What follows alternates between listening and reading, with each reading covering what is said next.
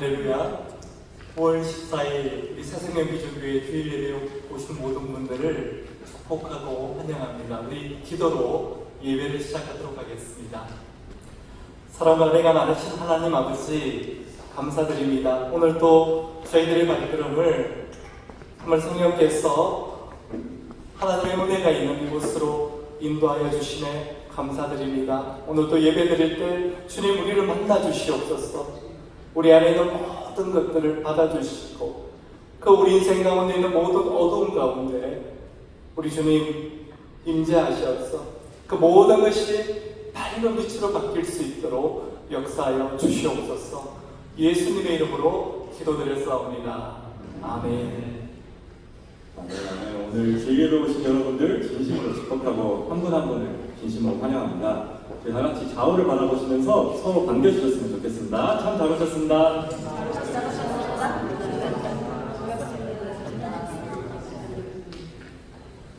저희 다 같이 일어서서 기쁜 마음으로 찬양드리기 원합니다.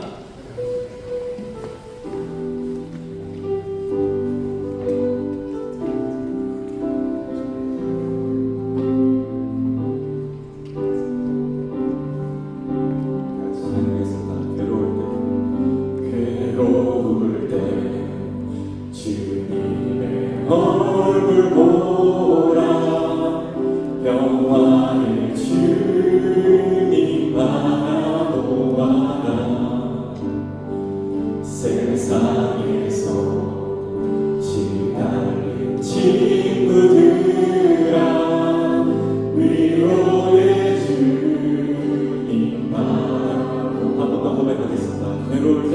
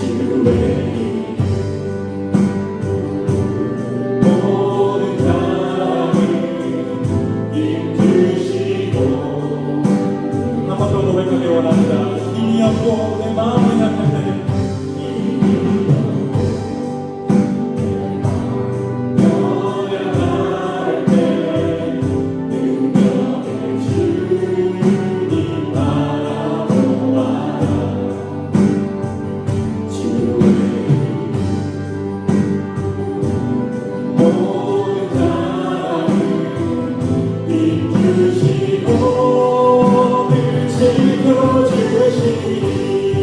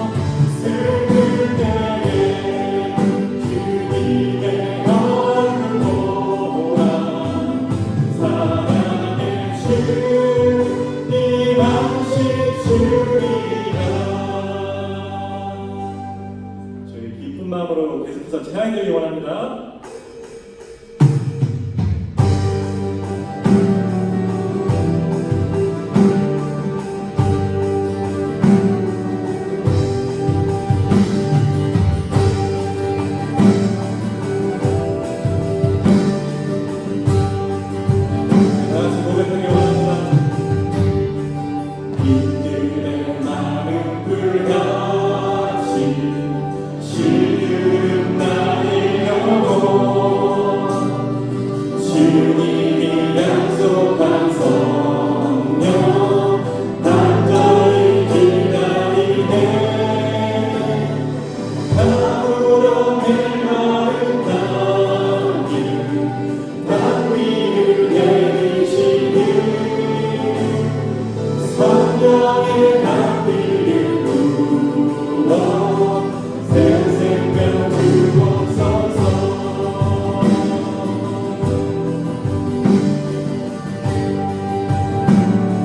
다같이 반가운 빗소리 반가운 빗소리 들려 산천이 춤을 추네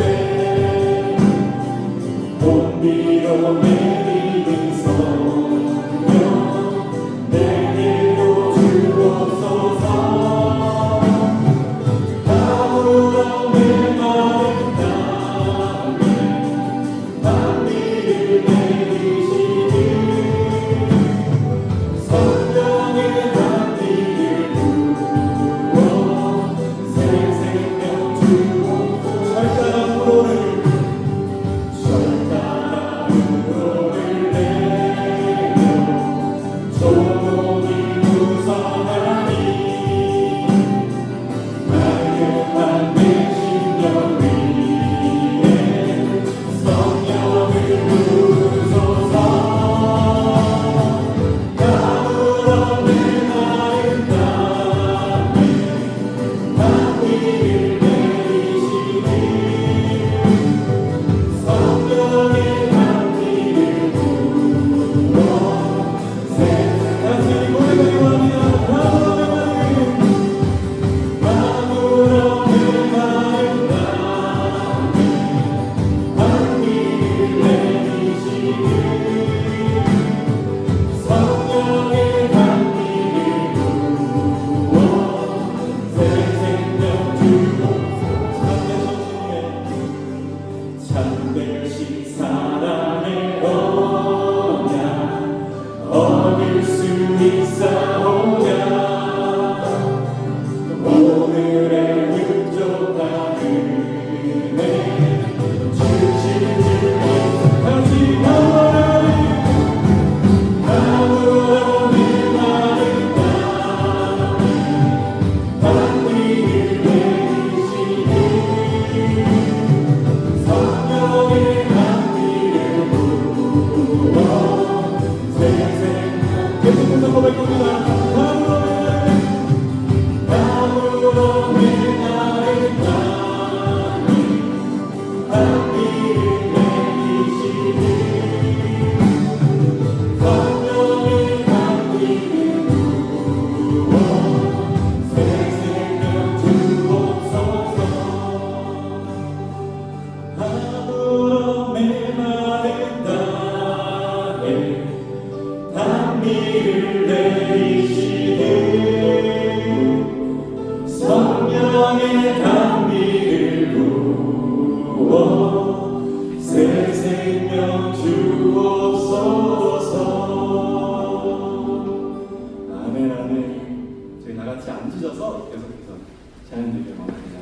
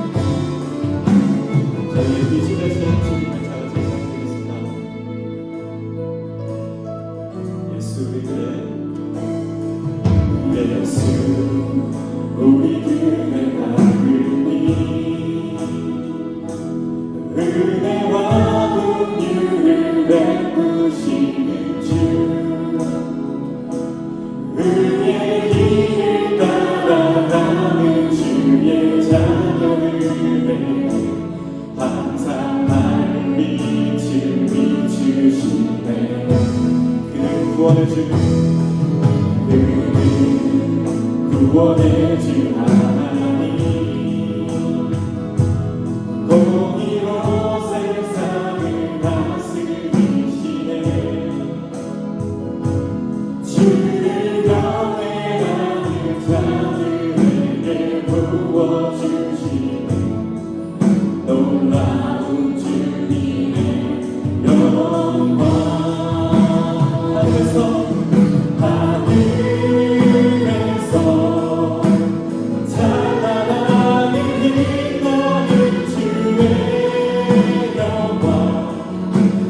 이 땅에 오셨네. 어둠을 날리고 새 생명 주시네. 영원히 빛나는 나의 예수님. 높이 영광과 찬양 받으신 그 이름 경배합니다. 슬픔을 거울로 내게 자유 주시네. 기쁨의 노래를 영원한 나의 빈 예수께. 다 같이 고백했으면 좋겠습니다. 예수 우리 그대 하느님, 은혜와 긍휼을 베푸시는 주, 우리의 길 따라가는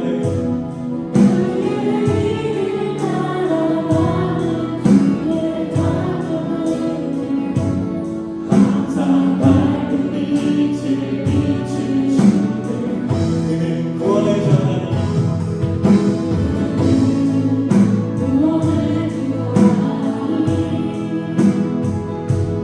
공의로 세상을 다스리시네.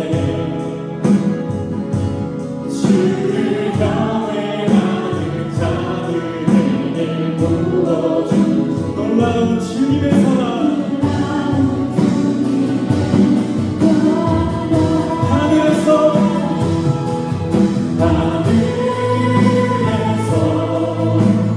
찬란하게 빛나는 주의 영광.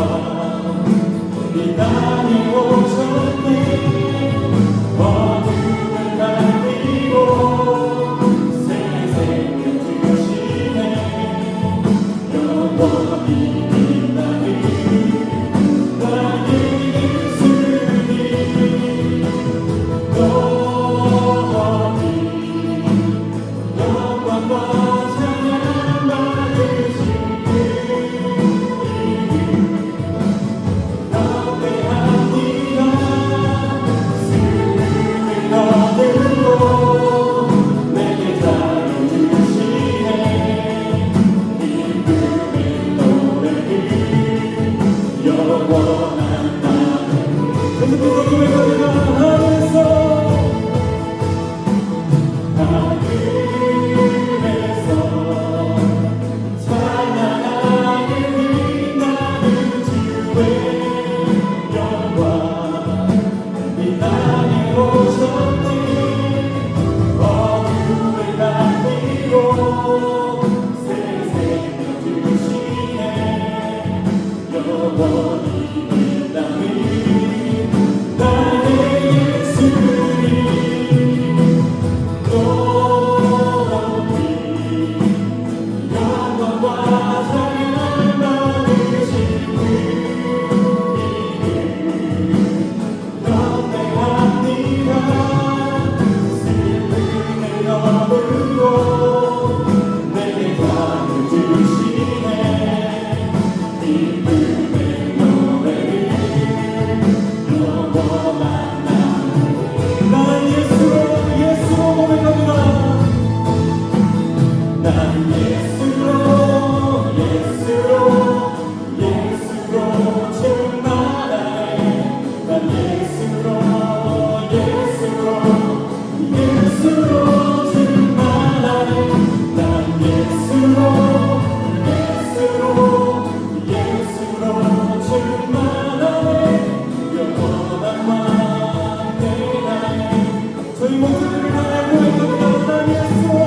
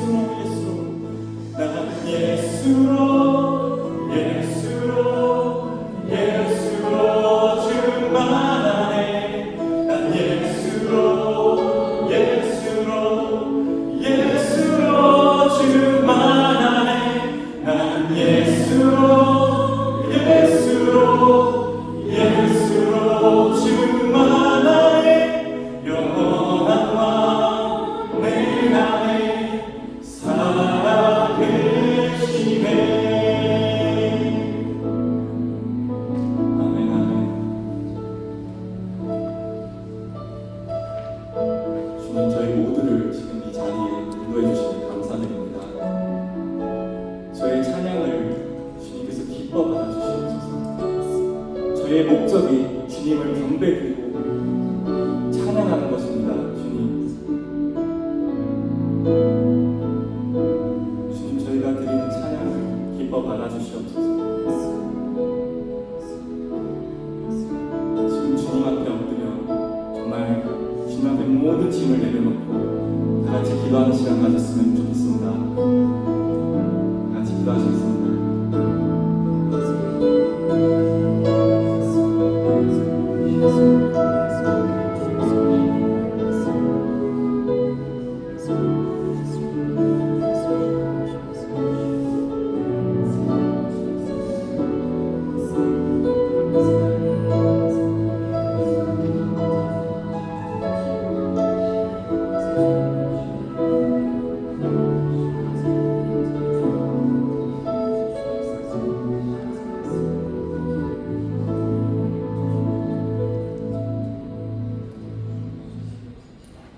사랑이 많으신 하나님 아버지, 주님의 은혜로 이번 한 주도 잘 지내고 예배 자리에 나오게 하시네 감사드립니다. 여기에 있는 한 분 한 분 실수가 없으신 하나님께서 친히 이 자리로 인도하신 것을 믿습니다. 이 자리를 축복해 주시고 저희의 삶을 하나님께 온전히 맡기며 하나님을 삶의 우선순위로 두었을 때 하나님께서 어떻게 역사하시는지를 보여주시옵소서. 하나님, 이 시간 우리 성도님들의 삶에 위해서 기도합니다.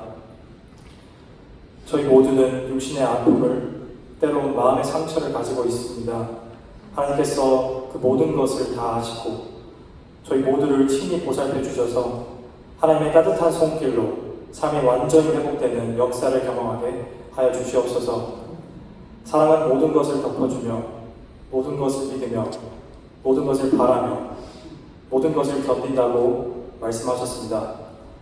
우리 주님이 우리를 먼저 그렇게 사랑하셨다는 것을 기억하며 우리도 가족과 이웃을 사랑으로 감싸주고 축복하는 저희 새장면 비전교회가 되게 하여 주시옵소서. 그리고 무엇보다 우리 인생의 주인이 하나님 되심을 알게 하시고 기도밖에 할 수 없을 때 그 기도를 믿음으로 드리는 저희가 되게 하시옵소서. 하나님, 오늘 예배를 위해서 기도합니다. 주님을 사랑하는 마음으로 이 자리에 모인 성도님들을 축복해 주시고 우리가 하나님을 예배할 때 한 마음으로 예배할 수 있는 마음을 허락하여 주시옵소서. 예배를 방해하는 모든 것들을 제거해 주시고 예배에서 하나님과 더 가까워지는 시간이 되기를 바랍니다. 말씀을 전하시는 목사님께도 동일한 은혜 허락하여 주셔서 저희가 들어야 할 말씀을 알게 하시고 그 말씀 한마디 한마디에 힘이 있게 붙들어 주시옵소서. 다시 한번 오늘도 함께 모여서 예배드릴 수 있는 것에 감사드립니다. 하나님의 살아계심과 그 크신 사랑을 마음속 깊이 느끼는 예배되도록 은혜 부어주시길 간구하며 우리의 삶을 붙드시는 우리 주 예수님의 이름으로 기도드렸습니다. 아멘.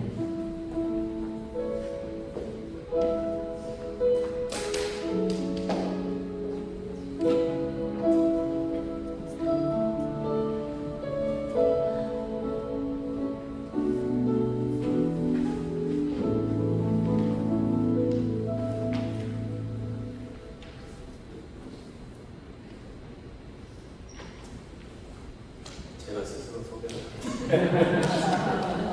안녕하십니까. 세리나 하는 주민 임관찬입니다.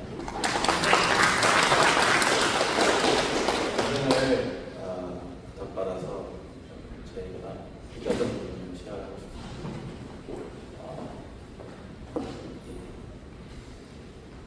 예수를 믿고 사는 생활은 많은 친구와 함께 여행하는 여정과 같습니다. 그 여정에 계획에 없던 이민을 겪게 되어 지난 10년간 참 좌충우돌하며 살았던 것 같습니다. 혼자 하는 신앙생활에 익숙해 있다가 가족과 함께 출석할 교회를 찾는 어려움을 겪게 되었습니다. 그러던 중에 새생명 비전교회를 알게 되고 함께 예배를 드리면서 하나님께서 이곳에 계신다는 것을 느끼게 되었습니다. 목장 모임을 통해 가정교회가 참 좋은 사람들이 모이는 곳이라는 것을 알게 되었습니다. 생명의 삶 공부를 통해서 결혼 생활 10년 동안 처음으로 아내와 함께 성경을 배우게 되었습니다. 아내가 목사님께 질문을 하고 답을 찾아가는 과정을 보는 것이 저한테는 큰 즐거움이었습니다. 아이들도 함께 성경을 읽고 쓰게 되었습니다. 함께 찬송을 부르는 시간도 참 즐거웠습니다. 목사님께서 해주시는 말씀을 듣고 또 사모님이 해주시는 음식을 먹는 것도 큰 위로를 받는 시간입니다. 삶 공부 중에서 4가지 밭의 비유를 듣게 되었습니다. 저는 항상 마지막에 풍성이 결실하는 좋은 밭이 되기를 원했습니다. 그런데 뭔가 막히는 것이 있었고 그것이 뭔지는 알았지만 해결을 할 수가 없었습니다. 하나님께서 제게 주신 감사하고 즐거운 일들이 많은데 항상 마음에 속상한 일들이 있었고 그것에 넘어질 때가 종종 있었습니다. 이제는 그것이 내 결심으로 시작된다는 것을 알게 되었습니다. 나의 오늘을 즐겁게 보낼 것인지 아니면 후회 속에서 보낼 것인지는 지금 내가 마음으로 결심할 수 있습니다. 그리고 그 결심을 돕는 것은 바른 소리를 듣고 이를 위해 주변에 좋은 사람들을 두는 것에서 시작되는 것입니다. 또 내가 염려해봐야 되지도 않는 것은 잊어버리고 하나님께 기도로 맡겨드리고 내가 오늘 할 수 있는 일만 생각하고 살기로 했습니다. 그러면서 무사히 학교 공부도 마치게 되었고 직장도 얻게 되었습니다. 지난 시간에 하나님께서 저와 제 가정에 허락하신 일에 감사드리고 앞으로도 하나님께서 인도하실 일들을 기대합니다. 감사합니다.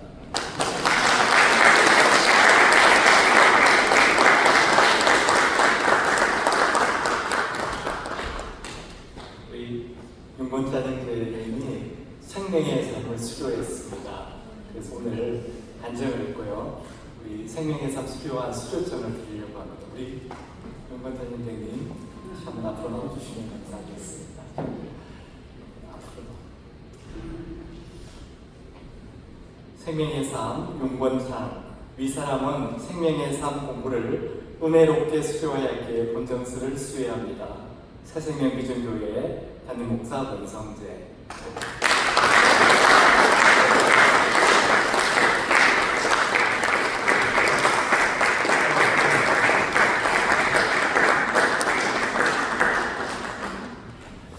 네, 저도 오늘 이 시간이었습니다. 학교 공부하면서 우리 교회 오시게 되면 생명의 삶을 이렇게 제가 권유해 드립니다. 우리 교회에서 공부한 성경 공부 과정 중에 첫 단계인데요. 사실은 지금까지 신앙생활 해왔던 것을 한번 정리하는 과정입니다. 여기 보면 20년, 30년, 또 짧게는 1년, 2년 이렇게 신앙생활 하신 분들이 있는데 그 과정을 한번 정리해 보는 시간이고요. 두 번째 중요한 게 있습니다. 담임 목사와 한 마음을 맞추는 시간입니다. 그래서 생명의 삶이 굉장히 중요합니다. 여기 이제 우리 하반기 시작되지 않습니까? 이번 주부터 꼭 신청하시기 바랍니다. 우리 함께 교회 소식 나누는 시간입니다. 다시 한번 우리 옆에 있는 분들에게 정말 잘 오셨습니다. 축복합니다. 사랑합니다. 인사하겠습니다. 정말 잘 오셨습니다. 사랑합니다. 축복합니다. 제가 이름을 못 받았어.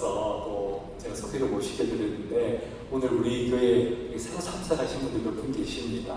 우리 다음 주일에 뵈면 우리 함께 서로 인사하도록 하겠습니다. 9월 셋째 주부터 이번 주부터죠. 생명의 삶, 새로운 삶 성경 공부가 시작이 됩니다. 우리 주보 뒤에 보면 우리 교회는 이렇게 세 가지 삶 공부가 기본으로 되어 있습니다. 생명의 삶, 새로운 삶, 경건의 삶. 우리 교회가 아직 3년이 안 됐거든요. 그래서 아직 경건의 삶까지 가지도 못했습니다. 네. 이분은 이제 새로운 삶에도 새로운 우리 윤문산 우리 형제님이 이어서 새로운 삶을 신청해 주셨습니다. 꼭 신청해 주시길 바랍니다. 그리고 하반기 커피 브레이크 다 아시죠? 성경 공부하는 커피 브레이크가 아닙니다. 우리 교회는 이제 상반기 하반기에 담임 목사와 커피하는 시간을 커피 브레이크라고 합니다. 그래서 목장에서도 나누시겠지만 편하게 커피 한잔 하면서 삶에 있는 문제들, 또 기도 제목들 이렇게 나누는 시간입니다. 날짜와 편하신 시간을 꼭 알려주시기 바랍니다. 이게 이제 너무 이렇게 기간을 길게 하니까 이제 좀 서로가 중요한지 모르신 것 같아서 딱 한 달만 하도록 하겠습니다. 9월 25일부터 10월 25일 사이에 꼭 신청해 주시기 바랍니다. 10월 19일은 미리 알려드립니다. 우리 교회 설립 3주년 기념주일입니다. 여러분 이때 약속 잡지 마시고 꼭 함께 예배드렸으면 좋겠습니다. 이번 주 성경 통독은 다니엘서 12장까지, 호세아서 12장까지 말씀입니다. 함께 읽으실 때 하나님께서 그 마음을 오래 붙잡아 주시기를 기도하겠습니다. 우리 다 함께 일어나셔서 찬양 올려드리고 오늘 우리 교회에 주신 말씀 공독하도록 하겠습니다.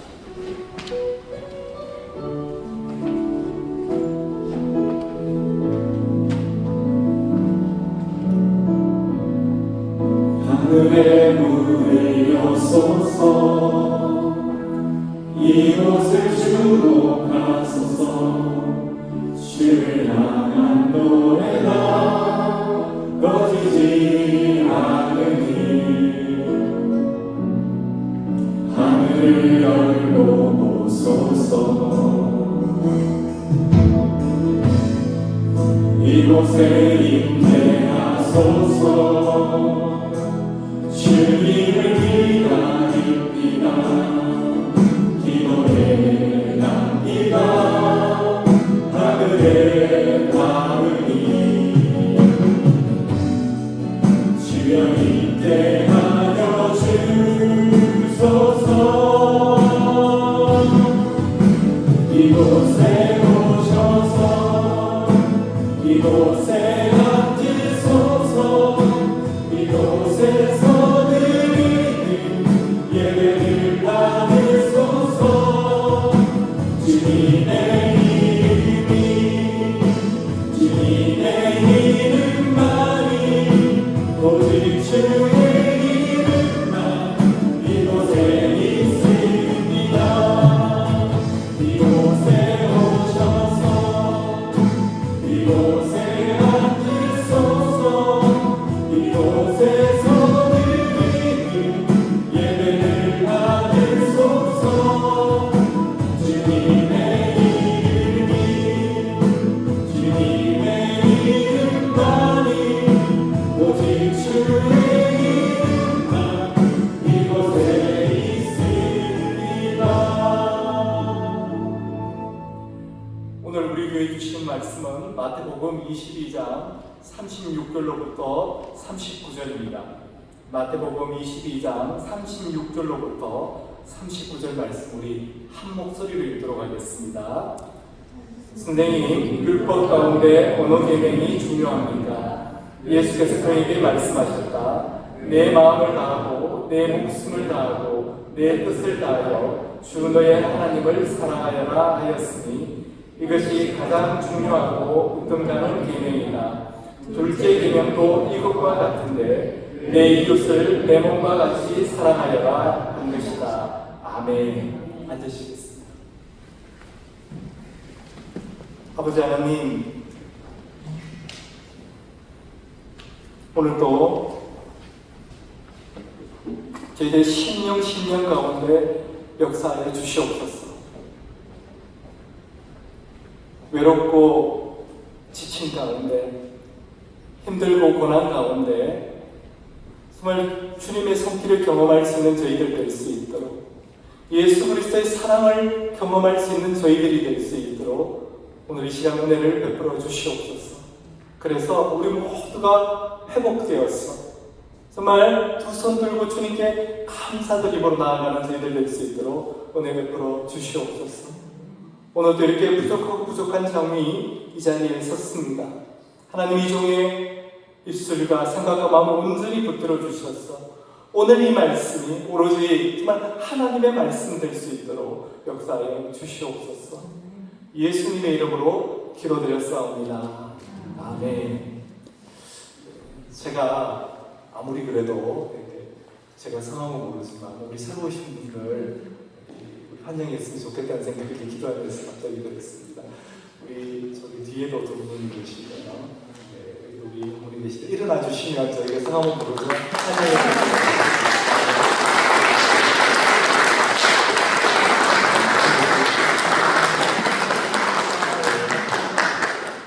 기현이는 자주 봐가지고 우리 식구 같아서 제가 소개 못했어요.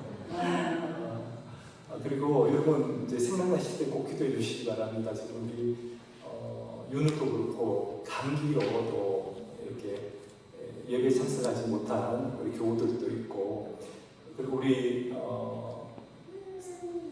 우리 조현태 목사님이 다시 한국으로 가셨어요. 잠시 다음 주에 오시는데 한국에서 일하시는 거 다 잘 돼서 들어오실 수 있도록 그렇게 기도해 주시기 바랍니다.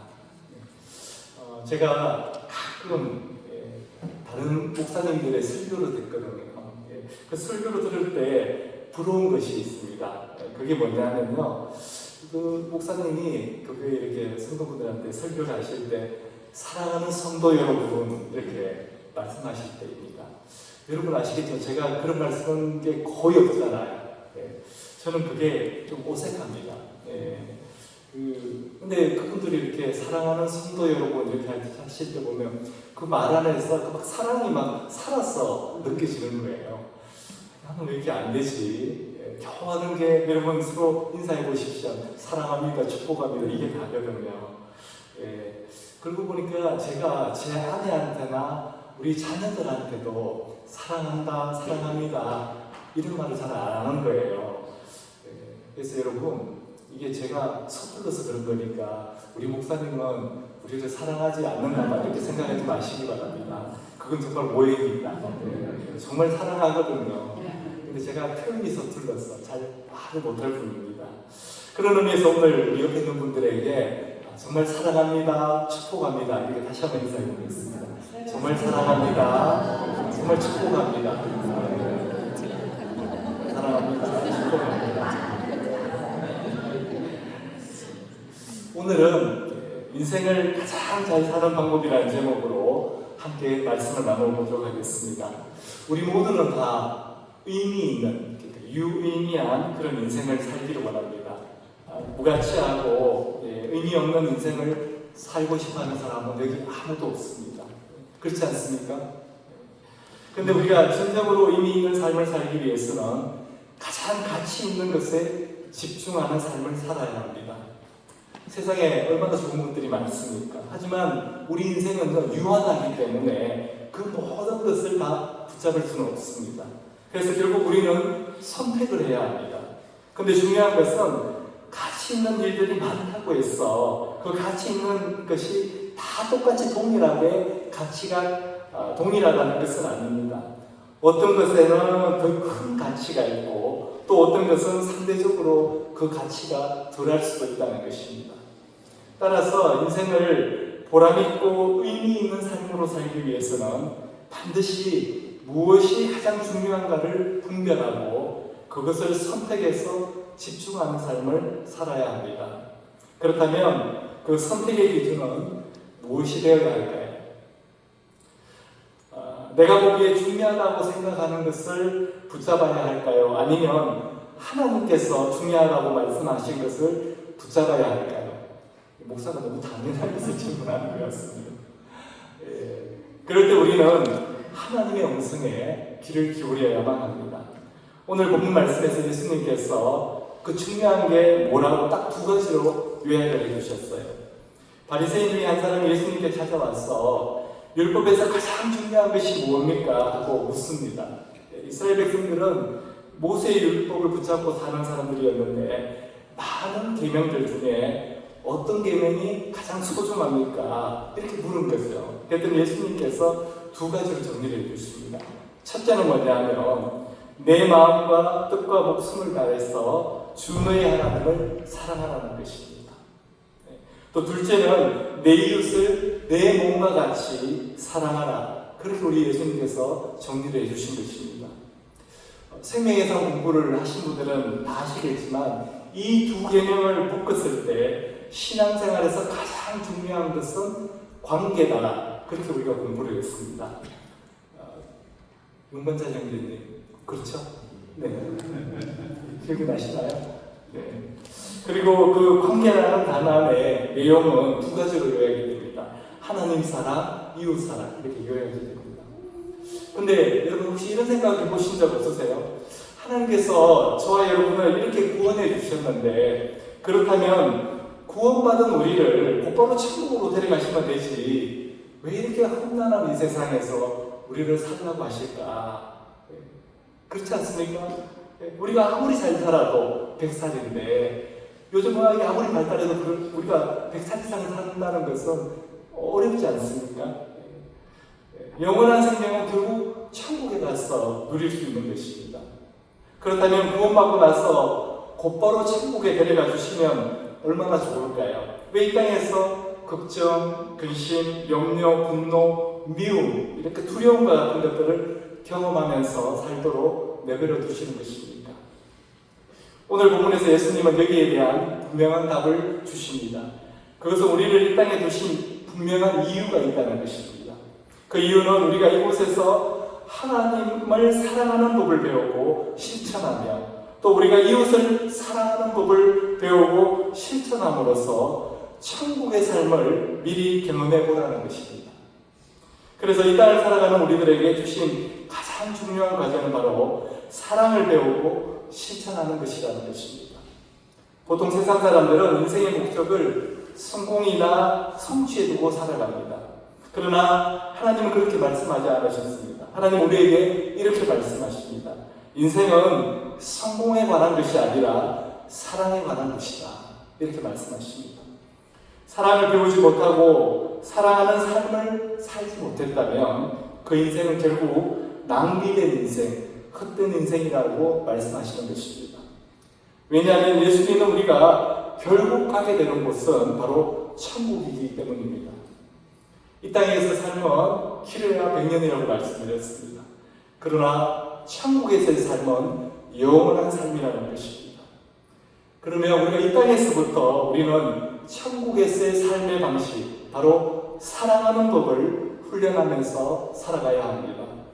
그래서 세상 사람들은 알아주지 않더라도 우리가 하나님을 사랑하고 이웃을 사랑하는 삶을 살았다면 우리 인생은 성공한 삶이라는 것입니다. 인생을 지혜롭게 살았다는 거죠. 여기 보면요, 우리 해리슨 그리고 우리 요셉이하고 우리 수지 얘는 다 이민자들입니다. 그렇지 않습니까? 이민 온 사람들이에요. 네. 그렇다면 여러분, 이 미국에 와서 어떤 사람들이 가장 잘 살 수 있을까요? 잘 살 것 같습니까? 어떤 사람들이냐면요, 미리 준비하고 오는 사람들입니다. 미국은 영어 쓰니까 한국에서 영어 공부 열심히 하고 오는 사람들, 또 미국 문화를 공부하고 오는 사람들, 이렇게 미국에서의 삶을 미리 살아보고 연습하고 오는 사람들이 미국에 와서 잘 살게 된다는 것입니다. 삶의 질이 달라진다는 거죠. 그래서 오늘 또 지난주에 이어서 사랑이라는 주제로 우리 함께 말씀을 나눠보도록 하겠습니다. 왜 제가 2주 연속 이렇게 사랑에 대해서 말씀을 나누냐면요, 이 사랑이 우리에게 너무 중요하기 때문에 그렇습니다. 그리고 꼭 알아야 하기 때문에 그렇습니다. 오늘 예수님이 우리에게 말씀하시는 것이 뭐냐면요, 사랑에 가장 높은 가치를 두고 살라는 것입니다. The highest value 가장 높은 가치를 사랑에 두고 살아가는 것입니다. 그래서 사랑의 기본이 되는 4가지 법칙을 우리 함께 살펴보도록 하겠습니다. 제가 이 말씀을 나누기 전에 간절한 바람이 있는데요. 우리가 이 사랑에 대해서 나눌 때 이 시간을 통해서 우리 모두가 이전보다 더 사랑하는 사람이 되기를 정말 원합니다. 여러분 그렇게 되기를 주님의 이름으로 축원합니다. 그래서 인생을 가장 잘 사는 방법은 사랑하는 것이다. 왜 그렇습니까? 그 첫 번째 이유는 사랑이 우리가 누구인지를 증명해 주기 때문입니다. 요한일서 우리 함께 읽도록 하겠습니다. 사랑하는 여러분, 서로 사랑합시다. 사랑은 하나님에게서 난 것입니다. 사랑하는 사람은 다 하나님에게서 났고 하나님을 압니다. 사랑하지 않는 사람은 하나님을 알지 못합니다. 하나님은 사랑이시기 때문입니다. 여러분, 우리는 누굽니까? 우리의 정체성은 뭡니까? 우리는 하나님의 아들과 딸입니다. 하나님의 자녀라는 것이 우리의 정체성입니다. 우리가 어디에 있든지 무엇을 하든지 여러분 이것은 우리가 꼭 기억해야 하는 것입니다. 우리가 하나님의 자녀가 되었다는 것은요, 우리에게 영원한 생명이 보장되었다는 것입니다. 우리의 삶이 이 땅에서 끝나는 유한한 인생이 아니라 영원한 천국을 소유하게 되었다는 것입니다. 그렇다면 무엇이 그것을 증명해 줄까요? 그게 바로 사랑이라는 것입니다. 그래서 예수님께서도 내가 너희를 사랑한 것 같이 너희도 서로 사랑하라고 말씀하신 것입니다. 우리가 서로 사랑하면서 사는지 그렇게 살지 않는지 그게 바로 우리가 누구인지를 나타내 주는 것이라는 것입니다. 오래전의 일입니다. 캘리포니아에 있을 때인데요. 제가 병원에 갔었는데 어떤 분이 제 앞에서 접수를 하고 계셨어요. 병원 직원이 그분한테 보험카드하고 아이디를 달라고 했습니다. 그랬더니 그분이 막 짜증을 내시는 거예요. 그러면서 아니 보험카드에 보면 이름도 있고 생년월일도 다 있는데 왜 귀찮게 아이디를 달라는 겁니다. 제가 어르신 그게 아니고요 하고 제가 도와드리려고 했다가 일이 커질 것 같아서 자제를 했습니다. 여러분 아이디는 왜 달라고 하는 겁니까? 아이디라는 것은 이 사람이 그 사람이 맞는지를 증명해 주는 거잖아요. 그래서 우리가 비행기 타러 공항에 가면 공항 직원이 항상 탑승권하고 아이디 보자고 하는 겁니다. 여러분 아이디에 뭐가 있는지 아십니까? 사진이 있습니다. 아이디는 사진에 있는 것을 아이디 카드라고 하는 겁니다. 근데 그분이 그걸 모르셨던 거예요. 그래서 짜증을 내신 겁니다. 마찬가지로 내가 정말 하나님의 자녀인지 내 안에 영원한 천국을 소유하고 있는지를 증명해주는 영적인 아이디 카드가 바로 사랑이라는 것입니다. 사랑하지 않는 사람은 하나님을 알지 못한다고 성경이 말씀하기 때문입니다. 우리 요한일서 4장 20절 말씀 함께 읽도록 하겠습니다. 누가 하나님을 사랑한다고 하면서 자기 형제 자매를 미워하면 그는 거짓말쟁이입니다. 보이는 자기 형제 자매를 사랑하지 않는 사람이 보이지 않는 하나님을 사랑할 수 없습니다. 이 땅을 사는 우리에게 하나님은요, 사랑하는 훈련을 이렇게 시키고 계신 겁니다. 보이는 형제를, 보이는 자매를 사랑하라는 것입니다. 아니, 보이는 형제 자매도 사랑을 하지 못하면서 어떻게 보이지 않는 하나님을 사랑하겠느냐고 물으시는 것입니다. 그것은 거짓 사랑이라는 것입니다.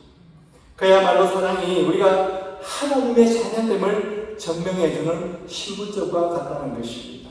그래서 인생을 가장 잘 사는 방법은 사랑하면서 사는 것입니다. 인생을 가장 잘 사는 방법이 왜 사랑하는 것인지 그 두 번째 이유는 사랑은 우리 인생을 하나로 통합시켜주기 때문입니다. 쉽게 말씀드리면 사랑은요, 우리 인생 전체를 하나 되게 해준다는 것입니다. 영어로 integration, 분리되어 있다, 여기저기 떨어져 있다는 것을 하나로 통합시켜준다는 의미가 있습니다. 왜 그렇습니까? 우리가 사랑을 삶의 가장 높은 가치로 두고 살게 되면요, 삶의 모든 영역들이 자연스럽게 사랑을 중심으로 이렇게 연결되고 조화가 되기 때문에 그렇습니다. 다시 말해서 사랑이 기준이 되면요, 혼란스럽고 분리되어 있던 우리 삶이 통합되고 우리 삶 가운데 질서가 생긴다는 것입니다. 사랑을 가장 높은 가치로 두고 살 때 우리의 직장 생활, 또 교회 생활, 가정 생활, 부부 생활을 비롯한 모든 인간관계가 사랑을 중심으로 통합되고 조화를 이루어가기 때문입니다.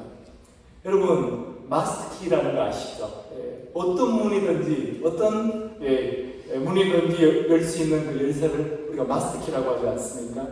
우리 인생에 바로 그 마스터키와 같은 것이 바로 사랑이라는 것입니다. 그러니까 우리가 사랑하는 삶을 살게 되면 우리 인생의 문제들이 자연스럽게 풀리게 되는 것입니다. 그래서 골로새서 3장 14절은 이렇게 말씀합니다. 이 모든 것 위에 사랑을 더하십시오. 사랑은 완전하게 묶는 띠입니다. 결국 우리 인생 전체를 일관성 있게 하나로 묶어주고 정리해주는 것은 사랑밖에 없다는 것입니다. 그런데도 어떤 분들은 자기 인생의 가장 중요한 가치를 다른 데 두고 사십니다. 세상적인 성공, 또 돈, 명예, 취미와 같은 것들에 삶의 우선순위를 두면서 살아가십니다. 물론 그것들이 중요하지 않다는 것을 이야기하는 것은 아닙니다. 다만 우리가 가장 높은 가치를 두고 살아야 될 것, 그것은 바로 사랑하면서 사는 것이라는 것입니다. 문제는 인생에 큰 풍랑이 일고 위기가 닥쳤을 때입니다. 그럴 때는 성공도, 돈도, 명예도, 취미도 우리를 붙잡아주지 못한다는 것입니다. 결국 다 무너집니다. 그러나 우리를 끝까지 지탱해주는 것은 사랑밖에 없다는 것입니다. 하나님을 사랑하고 이웃을 사랑하는 그 사랑을 위해 굳건히 서 있는 인생은요, 어떤 위기가 와도 어떤 풍파가 닥쳐도 하나님께서 하나님의 사랑으로 우리를 지탱시켜 주시기 때문입니다. 인생을 가장 잘 사는 방법이 왜 사랑하는 것인지 세 번째 이유는 사랑이 우리의 모든 죄를 덮어주기 때문입니다. 이게 얼마나 중요한 말씀인지 모릅니다. 사랑은 우리의 모든 죄를 덮어줍니다. 우리가 예수를 믿고 살지만 여전히 우리는 실수도 하고 가끔 죄도 짓고 또 시험에 들기도 합니다. 그럴 때 하나님께서 우리에게 물으시는 질문이 있습니다. 여러분, 뭐라고 물으실까요? 하나님 뭐라고 우리에게 말씀하실까요? 너 왜 또 죄 지었니? 너 왜 또 시험에 들었느냐? 그렇게 묻지 않으신다는 것입니다. 하나님, 우리가 아무리 부족하고 잘못했을지라도 우리에게 이렇게 묻으십니다. Do you love me? 너 나 사랑하니? Do you truly love me? 너 정말 나를 사랑하니? Do you still love me? 너 여전히 나를 사랑하니? 그렇게 물으신다는 것입니다. 예수님을 3번이나 배반했던 베드로에게 예수님이 던지셨던 질문이 바로 그거였습니다. 우리 하나님은 우리가 불완전한 존재임을, 연약하기 그지없는 존재임을, 죄를 지을 수밖에 없는 존재임을 이미 알고 계신다는 것입니다. 그래서 하나님께서 우리에게 가장 중요하게 여기시는 것이 뭐냐면 우리가 여전히 하나님을 사랑하고 있느냐는 것입니다. 왜냐하면 하나님이 우리를 여전히 사랑하고 계시기 때문에 그렇습니다. 베드로 4장 8절에 이렇게 말씀하고 있습니다. 무엇보다도 먼저 서로 뜨겁게 사랑하십시오. 사랑은 허다한 죄를 덮어줍니다. 여러분, 이걸 가장 잘 실천하신 분이 바로 예수님이셨어요. 그래서 사랑은 허다한 죄를 덮어준다고 하신 말씀에는 두 가지 의미가 있습니다. 첫 번째 의미가 뭐냐면요, 예수님께서는 우리가 범한 모든 죄, 허다한 죄라고 하잖아요. 그 모든 죄를 다 덮어주셨다는 것입니다. 그래서 예수님께서 십자가에 달리실 때 이렇게 양팔을 벌리고 돌아가셨던 것입니다. 우리의 모든 죄를 다 팔아주신다는 의미입니다. 내가 너희의 죄를 다 짊어지고 간다. 너희의 과거의 죄, 현재의 죄, 미래의 죄까지 내가 다 짊어지고 간다. 내가 다 이렇게 품고 간다. 너희의 죄값을 내가 다 감당했다. 내가 너희의 모든 죄를 다 덮어줬다. 이 메시지가 우리 예수님께서 십자가에서 두 팔을 벌리고 돌아가신 의미입니다. 그래서 십자가는 우리에게 가장 기쁜 소식이 되고요, 복음이 되는 것입니다. 사랑은 허다한 죄를 덮어준다는 두 번째 의미는 뭐냐면요, 내가 받은 사랑이 얼마나 큰 것인지를 깨달은 사람은 다른 사람에게도 그런 사랑을 베풀어 줄 수 있다는 것입니다. 근데 안타까운 것은 저를 포함해서 신앙생활을 좀 하신 분들이 어떤 잘못을 저지르냐면요, 오히려 더 사람을 정죄하고 비판한다는 것입니다. 다른 사람을 판단하고 율법주의적인 신앙의 모습을 보인다는 것입니다. 왜 그럴까요? 그런 사람들은요, 예수 그리스도의 십자가의 사랑을 지금 경험하지 못하면서 살고 있기 때문에 그렇습니다. 예수 그리스도의 사랑이 내게는요, 옛날 이야기가 되어버린 것입니다. 십자가에서 베풀어 주신 그 예수 그리스도의 사랑이 날마다 새롭게 내 삶 가운데서 체험되어야 되는데 그렇지 못하다는 것입니다. 그래서 딱딱한 신앙생활이 되어버린 것입니다. 우리가 얼마나 큰 죄를 용서받은지를 깨닫게 되면 우리도 다른 사람을 용서하고 다른 사람에게 사랑을 베푸는 삶을 살 수가 있습니다. 우리의 모든 죄를 덮어주신 하나님의 사랑을 경험할 때 비로소 우리는 다른 사람의 죄와 허물을 덮어줄 수가 있다는 것입니다. 성경의 역사를 보면 하나님께서 불완전한 사람을 얼마나 사랑하시고 또 그들을 어떻게 사용하시는지를 보게 됩니다. 대표적인 인물이 바로 다윗이지 않습니까? 이 다윗은 정말 대단한 사람이었어요. 싸움도 잘합니다. 그런데 다윗이 시편의 대부분을 지었다는 걸 아십니까, 여러분? 시인이었어요. 또 수국도 잘합니다. 근데 거기다가 수국을 타면요, 악령이 떠나가는 그런 은사까지 있었습니다. 정말 대단한 사람이었습니다. 근데 그런 다윗에게도 큰 오점이 있었습니다. 그것은 자신에게 충성을 다했던 부하장수 우리아의 아내를 빼앗고 거기서 그치지 않고 그를 아주 교묘한 방법으로 죽게 만듭니다. 간접살인을 한 거예요. 죄의식이 얼마나 나쁩니까? 오늘날 다윗을 재판장에 세운다면요, 그는 분명히 사형 선고를 받았을 것입니다. 근데 다윗에게는 위대한 점이 있었습니다.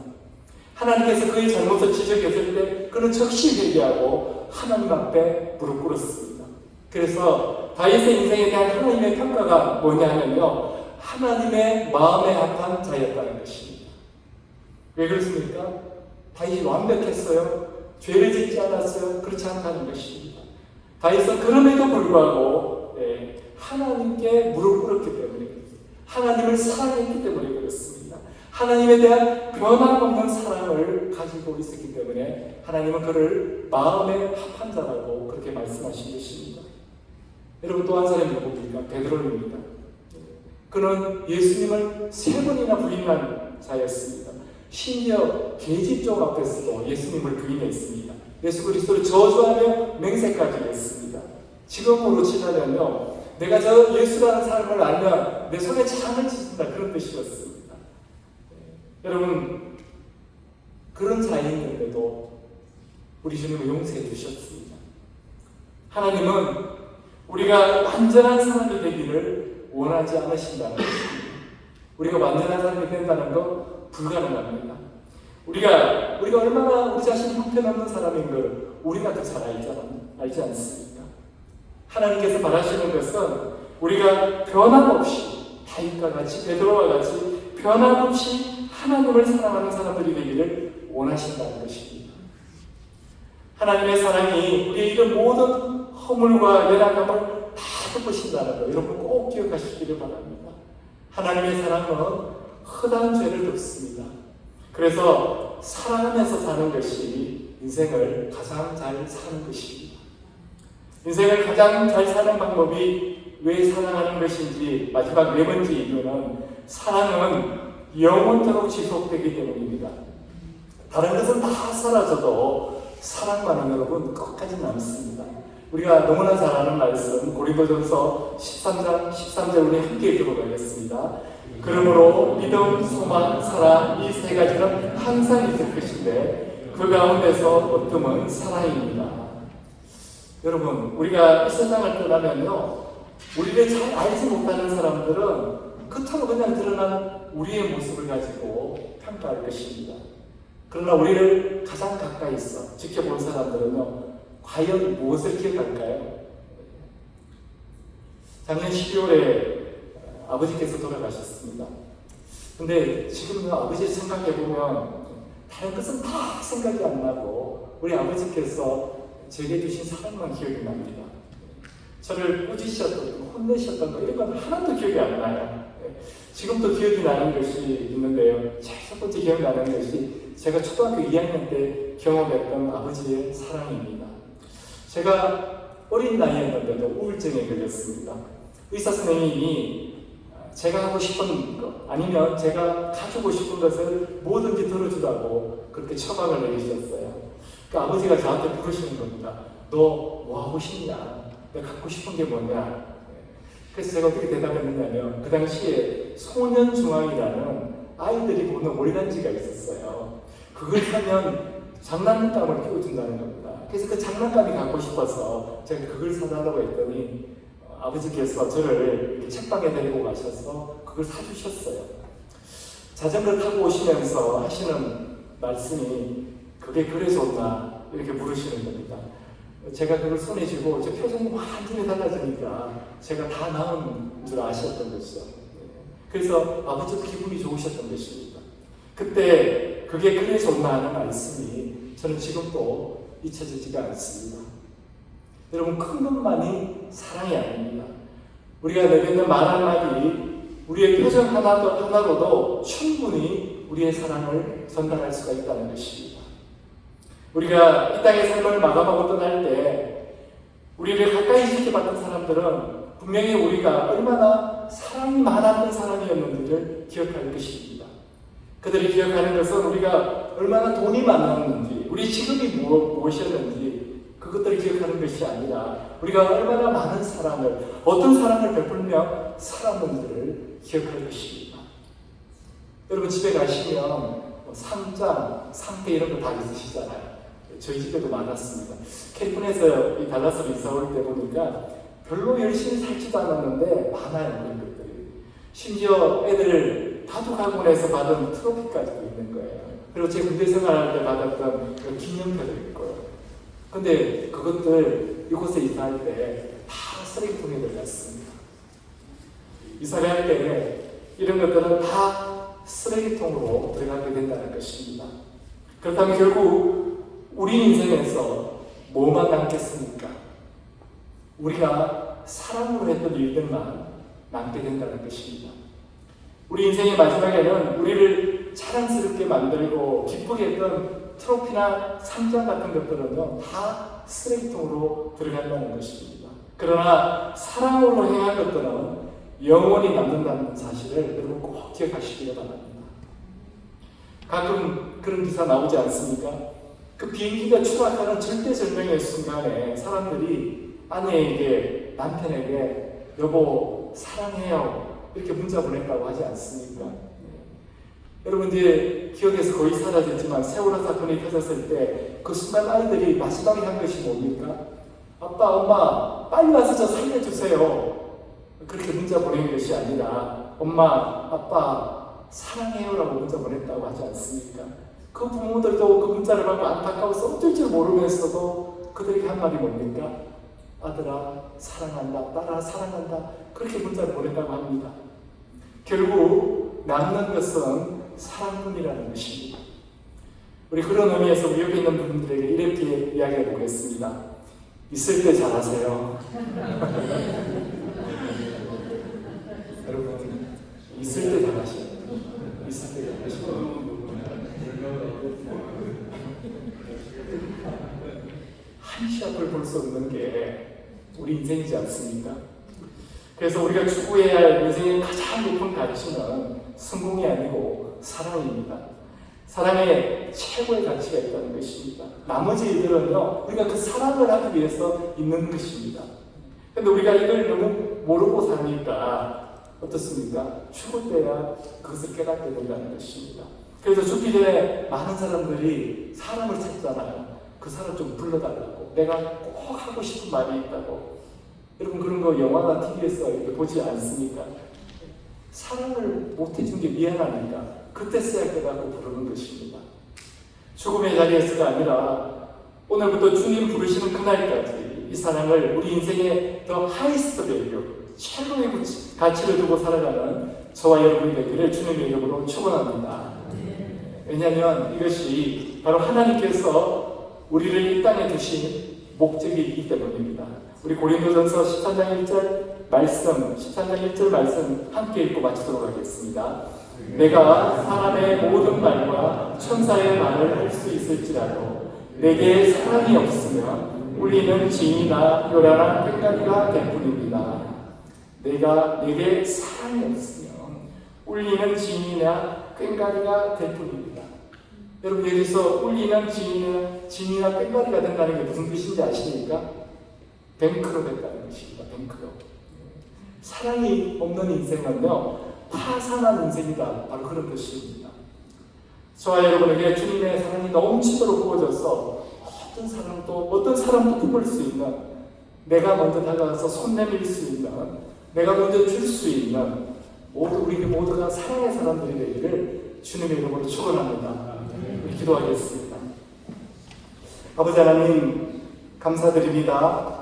오늘 함께하여 주시고 오늘 주신 말씀 온전히 그 씨앗이 우리 마음밭에 뿌려질 수 있도록, 그래서 자라서 30대, 60대, 100대의 열매를 맺을 수 있도록 하나님 은혜 부어주시면 감사드립니다. 하나님, 우리가 정말 이 사랑을 온전히 실천하면서 살아가는 사람들이 될 수 있도록 인도하여 주시옵소서. 예수님의 이름으로 기도드렸사옵니다. 아멘. 우리 오늘 주신 말씀 기억하면서 찬양 함께 올려드리기를 원합니다. 사랑을 표현하면서 살아가는 우리 모두가 되기를 원합니다.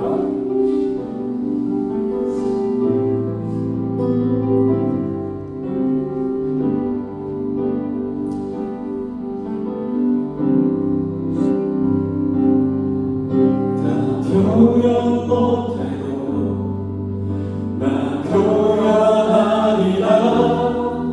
나 고백 못해도 나 고백하리라. 다 할 수 없어도 나아가리라. 다 닮지 못해도 나 닮아가리라. 한번 더 부르겠습니다.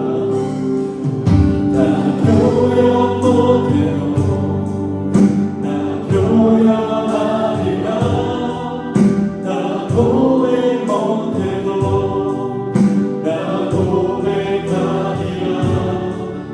다 할 수 없어도 나 나아가리라. 다 닮지 못해도 나 닮아가리라. 그 사랑 얼마나 아름다운지, 그 사랑 얼마나 나를 부욕해 하는지, 그 사랑 얼마나 크고 놀라운지, 그 사랑 얼마나 나를 강력하게 하는, 그 사랑 얼마나, 그 사랑 얼마나 아름다운지, 그 사랑 얼마나 나를 부욕해 하는지, 그 사랑 얼마나 크고 놀라운지, 그 사랑 얼마나 나를 강력하게 사랑하고, 그 사랑, 그 사랑 얼마나 아름다운지, 그 사랑 얼마나 나를 부욕해 하는지, 그 사랑 얼마나 크고 놀라운지, 그 사랑 얼마나 나를 강력하게 하는지. 우리 오늘 말씀 붙들고 다시 한번 기도하기 원합니다. 우리 하나님께 정말 내가 사랑할 수 있는 사람이 되게 해달라고, 모든 우리 사람들을 다 뽑을 수 있는 그 사람을 내게 맡겨달라고 우리 함께 간절하게 기도하겠습니다. 내가 받으신 하나님 아버지 감사드립니다. 하나님 아버지 저희는 늘 연약하고 부족합니다. 하나님 아버지 저희의 사랑이 부족합니다. 내 가정을 뽑을 수 있는 사랑이 부족합니다. 하나님 아버지 내 교훈을 뽑을 수 있는 사랑이 부족합니다. 내 이웃을 뽑을 수 있는 사랑이 부족합니다. 하나님 아버지 그 사랑을 저희들에게 부어주시옵소서. 하나님 그래서 우리가 살면서 그걸 사랑의 최고의 가치였고 늘 사랑 안에서 사는 사람이 될 수 있고 늘 돕고 그것을 인간의 가치있는 사람이 될 수 있고 당신을 인도하여 주시고 은혜를 베풀어 주시옵소서.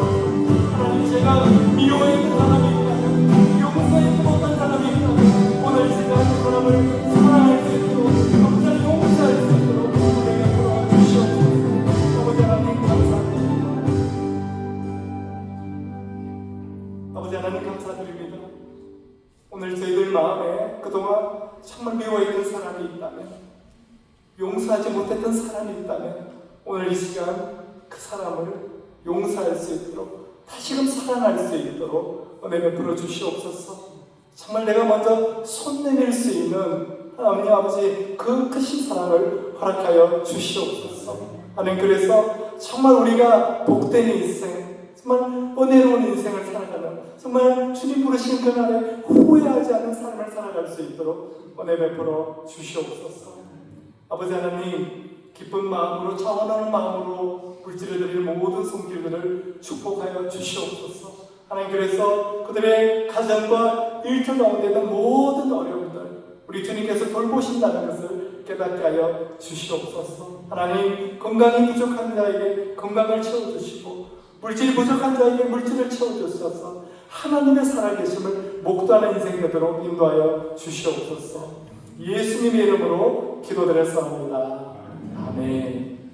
우리 함께 일어나셔서 사랑하는 마음으로 서로에게 우리 데살로니가전서 5장 13절에서 18절 말씀 우리 서로에게 공면해 드리고 회의성 부르고 축도로 예배 마치도록 하겠습니다. 여러분은 서로 화목하게 지내십시오. 형제자매 여러분, 여러분에게 권면합니다. 무질서하게 사는 사람들을 흉내하고 마음이 약한 사람을 흉내하고 힘이 없는 사람을 도와주고 모든 사람에게 오래 참으십시오. 아무도 악으로 악을 갚지 말고 도리어 서로에게 모든 사람에게 항상 좋은 일을 하려고 애쓰십시오. 항상 기뻐하십시오. 끊임없이 기도하십시오. 모든 일에 감사하십시오. 이것이 그리스도 예수 안에서 여러분에게 바라시는 하나님의 뜻입니다. 아멘.